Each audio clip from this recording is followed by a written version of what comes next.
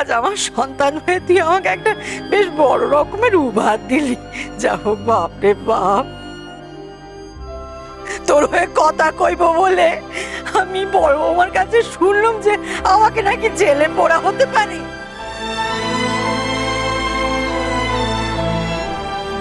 কেন শুনলুম? এত অপমান আমার ছিল কপালে কেন রে? আমি তোর জন্য দিনের পর দিন এত অপমানিত কেন হব? তোকে জন্ম দিয়েছি বলে কি আমি অপরাধ করে ফেলেছি? তোকে জন্ম দিয়ে মরে গেলি না কেন? তাহলে এই দিন আমায় দেখতে হতো না কেন রে? মরে গেলি না কেন?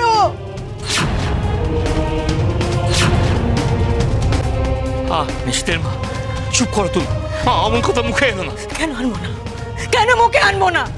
সবকিছু দেখার পরে তুমি এই কথা বলতে পারছো আমায়? ঘোষ মশাই, চুপ করো, শান্ত হয়ে বসো।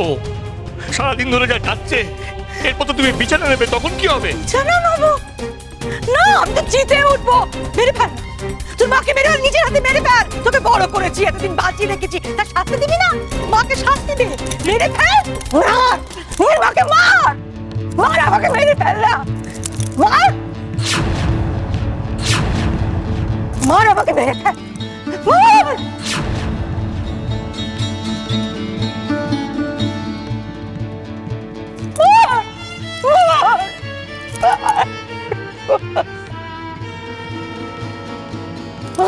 মা, মা কি করছো তুমি? মা, মা ছাড়ো, মা ছাড়ো। মা এখানে বসো, মা শান্ত হও। কি করছো তুমি? ছাড় না তুই, আমাকে আটকাচ্ছিস কেন? আমার ছেলেও শুধরাবে না, আর তোর বউ কর্তব্য করতে আমার সংসারকে ভাঙবে। কি করি আমি? আমি আর কি করি? মরা ছাড়া যার কোনো উপায় নেই আমার। সত্যি বদি, মা কিন্তু খুব বেকায়দায় পড়েছে। সরি রায়না,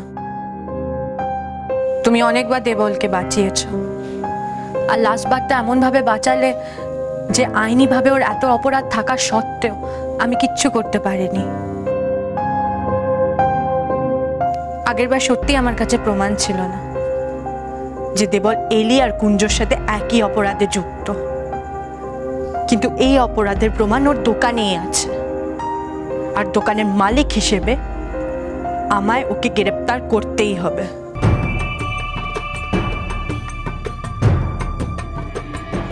একজন পুলিশ, একজন আইনের রক্ষক হিসেবে এটা আমার কর্তব্য।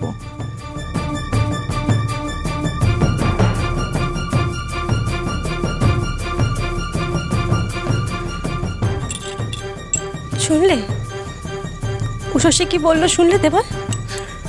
ও তোমাকে এবার জেলে নিয়ে যাবেই, আমরা কেউ তোমাকে বাঁচাতে পারবো না। কেন এরকম করলে তুমি? কেন আমার আর রাজার কথা ভাবলে না? রাজা রানী খেলতে গেছে বলে ওর বাবার কীর্তি দেখতে পাচ্ছে না, কিন্তু তুমি জেলে গেলে, জেলে গেলে তো রাজা জানতে পারবেই, তখন ওর মানসিক অবস্থা কি হবে ভেবে দেখেছো? সবাই ওর দিকে আঙুল তুলবে, বলবে ওই দেখ জেল কাটা আসামি ছেলে যাচ্ছে। ওর বাবা কি করেছে জানিস? ওর বাবা পাড়ায় মদ বিক্রি করতো, মদের ব্যবসা করতো পাড়ায়। তখন ওর কি হবে দেবা? ও কি উত্তর দেবে সবাইকে ভেবে দেখেছো?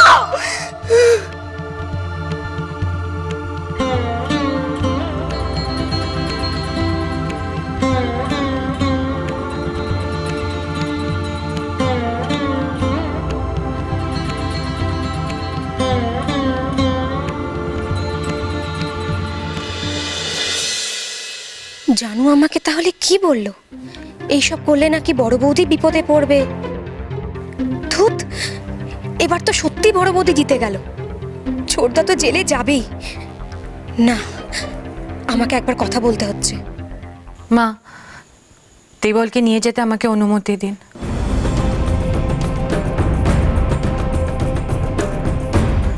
আমায় ক্ষমা করুন, এছাড়া আমার আর কোনো উপায় নেই।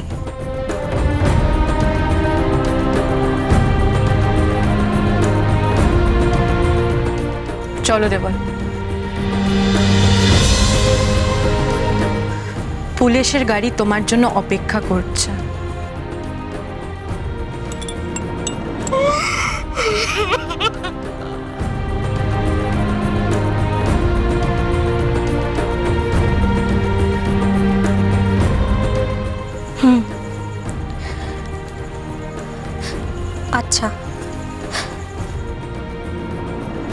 ও তাই? তাহলে বলি এটা? থ্যাংক ইউ জানো।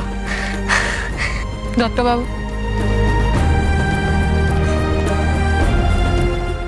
প্লিজ শশী, প্লিজ এরকম করো না, প্লিজ ওকে নিয়ে যেও না যদি, প্লিজ আমার কথাটা একবার শোনো যদি, প্লিজ প্লিজ আমার কথাটা একবার শোনো না, প্লিজ যেও না।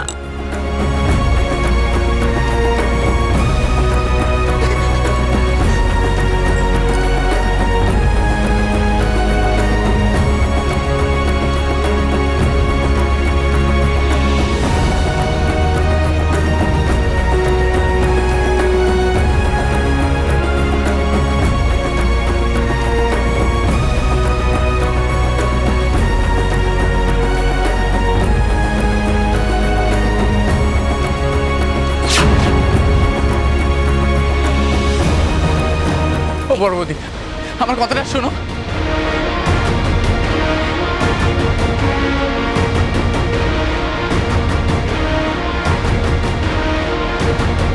ও বড় বৌদি, আমি আর কোনোদিনও করবো না, আমি সব মানছি বড় বৌদি। দাঁড়াও, তুমি ঠিক কি মানছো দেবল? কেনই বা মানছো?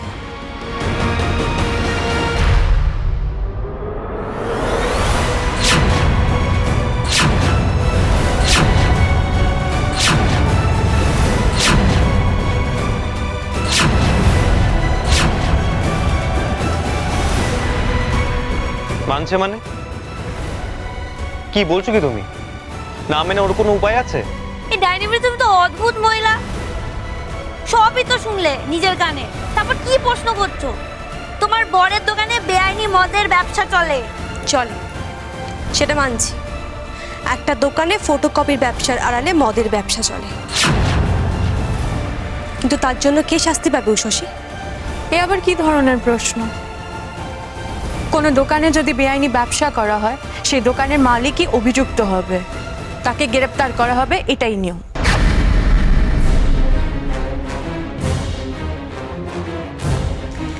যে দোকান দেবলের নামে নয়, সেই দোকানে বেআইনি ব্যবসার জন্য দেবল কেন জেলে যাবে?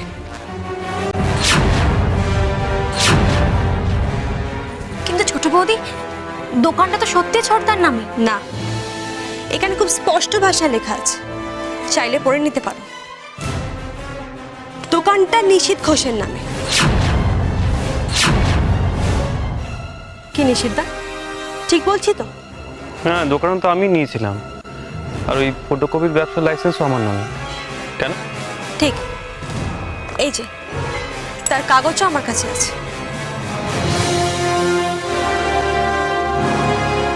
আচ্ছা নিশীথদা, তোমার দোকানে তোমার লাইসেন্স নেওয়া ব্যবসায় যদি কোনো বেআইনি কাজ হয়, তার জন্য দায়ীটা কে?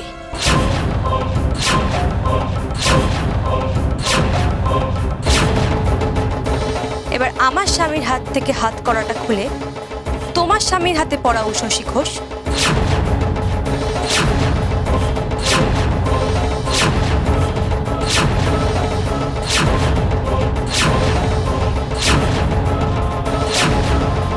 দেখি তুমি কেমন আইন মানতে পারো। তোমার অপরাধী তোমার স্বামী।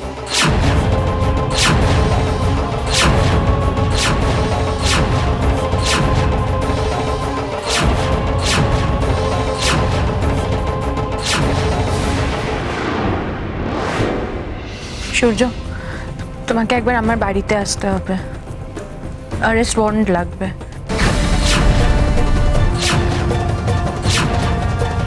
আমাকে ক্ষমা করো নিশ্চিত, ক্ষমা করো মাকে, এছাড়া আমার আর কিচ্ছু করার নেই। Yes, Mr. ঘোষ, এটা আপনার অ্যারেস্ট ওয়ারেন্ট।